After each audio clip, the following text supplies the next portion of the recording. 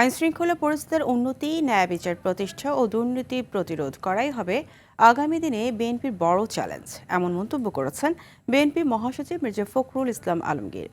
আর সালাউদ্দিন আহমেদ বলেছেন, সরকার গঠনের ক্ষেত্রে কারো সঙ্গে জোট করার প্রশ্নই আসে না। বিএনপির মন্ত্রিপরিষদে কারা থাকছে তাও জানা যাবে শিগগিরই।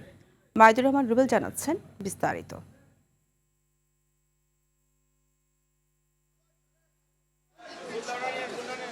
বিজয় নিয়ে নিজ নির্বাচনী এলাকা ঠাকুরগাঁও থেকে ফিরে শাহজালাল আন্তর্জাতিক বিমানবন্দরে সাংবাদিকদের মুখোমুখি বিএনপি মহাসচিব। নতুন সরকারের চ্যালেঞ্জ প্রসঙ্গে বলেন, আইন শৃঙ্খলা, দুর্নীতি নিয়ন্ত্রণ এবং অর্থনীতি সচল করাই আগামী সরকারের জন্য প্রধান চ্যালেঞ্জ। সবচেয়ে বড় চ্যালেঞ্জ হচ্ছে অর্থনীতিকে সচল করা, আইন শৃঙ্খলা পরিস্থিতিকে নিয়ন্ত্রণে রাখা, ন্যায় বিচার প্রতিষ্ঠা করা এবং দুর্নীতিকে নিয়ন্ত্রণ করা। চ্যালেঞ্জেস নেই।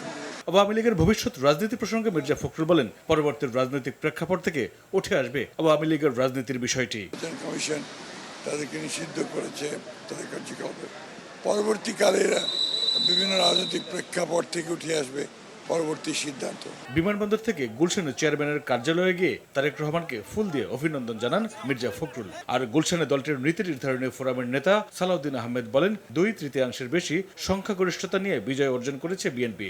আপনার রুচির সাথে মানানসই স্টাইলিশ সব ডিজাইন থেকে বেছে নিন জংমুক্ত ও long lasting shine basin tap. Fittings shine তো সবকিছু ফাইন।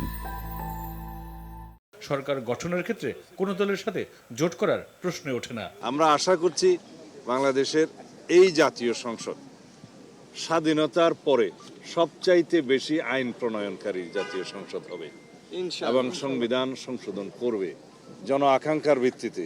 আমাদের শহীদদের আকাঙ্ক্ষা অনুযায়ী, প্রত্যাশা অনুযায়ী, তরুণ প্রজন্মের প্রত্যাশা অনুযায়ী এই দেশকে আমরা মেধা নির্ভর, প্রযুক্তি নির্ভর এবং জ্ঞান নির্ভর রাষ্ট্র বিনির্মাণের জন্য সংকট সমাধানে অগ্রাধিকার ভিত্তিতে বিএনপি সরকার কাজ করবে বলেও জানান তিনি। মাইদুর রহমান রুবেল, RTV, ঢাকা।